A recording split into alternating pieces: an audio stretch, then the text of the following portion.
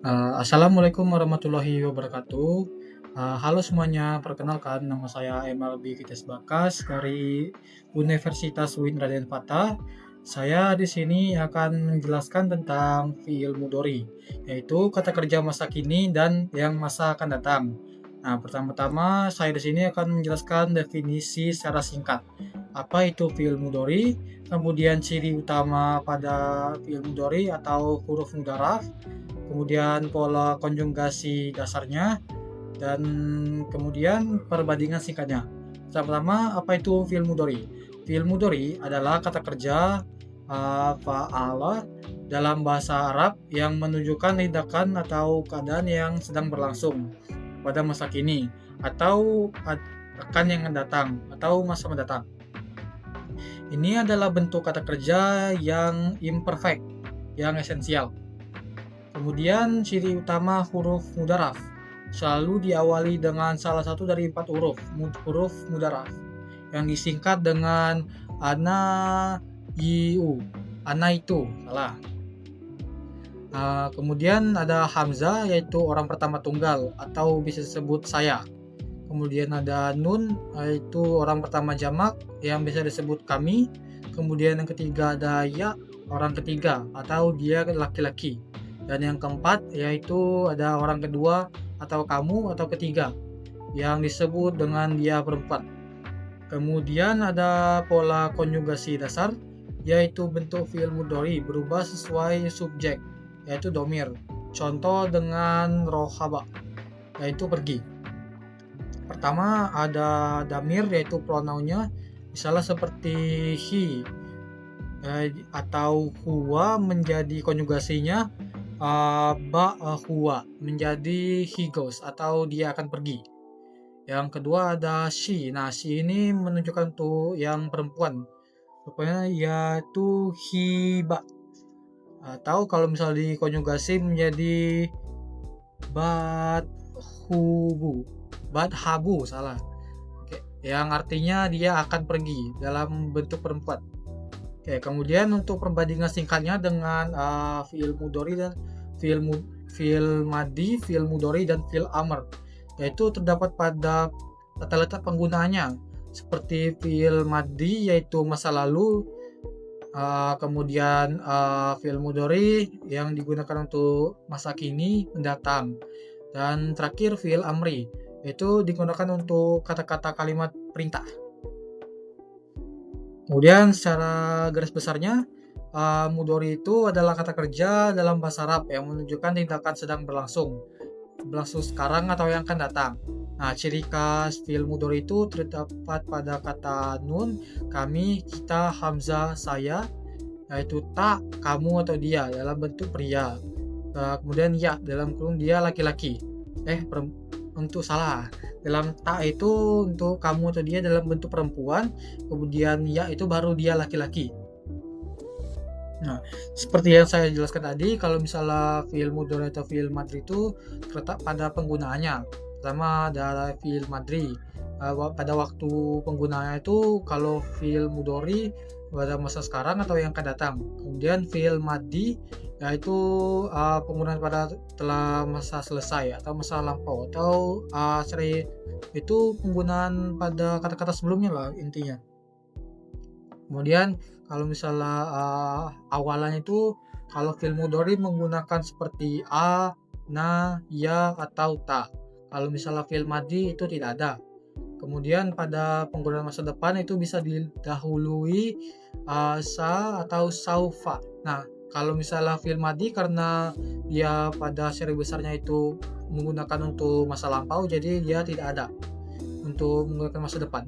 Kemudian di akhirannya itu fi'il mudhari biasanya menggunakan i'rab. Nah, sedangkan kalau misalnya fi'il maddi dapat diakhiri dengan ta'nits atau damir. Nah, kapan tepatnya fi'il mudhari ini digunakan? Yaitu seperti tindakan secara langsung atau sedang yang berlangsung, yaitu yasa kurut labu murorosa, yaitu murid sedang berterima kasih. Kemudian ada tindakan yang akan datang yaitu satusa firul usrot, yaitu keluarga itu akan bepergian. Kemudian ada ciri utama fi'il mudhari. Nah, ciri utamanya fi'il mudhari itu ada 3. Yang pertama ada huruf mudorah atau huruf khas di awal kata yang menandakan fi'il mudhari tergabung dalam ana itu. Seperti yang tadi saya sebutkan, seperti ana atau saya, yang menjadikan contoh kalimatnya menjadi tubuh, yang kemudian kami atau nakana, kemudian dia laki-laki yaitu Hawa, kemudian dia perempuan Haya atau kamu laki-laki, anak. Kemudian yang kedua ada akhiran katanya bisa berubah atau murab atau mabni. Nah, kemudian ada raf default atau damah, yaitu sarubu, subutun nun. Kemudian ada nashab, yaitu kata setelah. Yang kemudian yang ketiga ada jazam, yaitu setelah lam. Yang terakhir ada mabni, yaitu tetap. Sama dengan sukun ditambah nun niswah atau fatah tanpa nun taukid menjadi ayahabana. Yang terakhir nih, yaitu adalah damir yang melekat, bentuk fiil yang berubah sesuai subjeknya. Itu ditandai oleh kombinasi awalan dan akhiran. Seperti yang pertama yaitu huwa. Pada damirnya ini kemudian menjadi yahfalu. Oke, kemudian ada perubahan bentuk fi'il mudhari atau saraf. Nah, perubahannya itu sesuai domir atau kata ganti subjek. Perubahan ini ditandai oleh awalan huruf mudharaf, ya, atau a, na, ya, dan ta, dan akhiran pada kata kerjanya. Nah, seperti pada kata kerja yang pertama yaitu huwa atau huwa pada dia laki-laki yang menjadi fi'il mudhari yasrobu atau dia minum dalam bentuk laki-laki. Nah, kemudian ada pola umum perubahannya itu atau irab. Fi'il mudhari itu umumnya bersifat murab atau berubah harakat akhir sesuai kedudukannya dalam kalimat. Yang pertama ada marfu atau indikatif, yaitu keadaan asli jika tidak ada amil atau faktor yang mempengaruhi. Kemudian tanda damahnya atau subutunya itu. Kemudian mansub atau sonu subu atau subjunktif yang didahului oleh huruf nasab. Ketiga ada huruf mazazum yaitu jusif atau jusif didahului huruf jazm. Ya, yang terakhir ada keadaan mabni atau tetap. Nah, fi'il mudhari menjadi mabni atau tidak berubah harakat akhirnya dalam dua kondisi. Yang pertama ada kondisi bersambung dengan nun niswah, yaitu mabni di atas sukun. Contohnya seperti yang di sini. Nah, yang kedua ada bersambung dengan nun taukid, yaitu mabni di atas fathah. Ya, sama seperti itu, contohnya seperti di sini.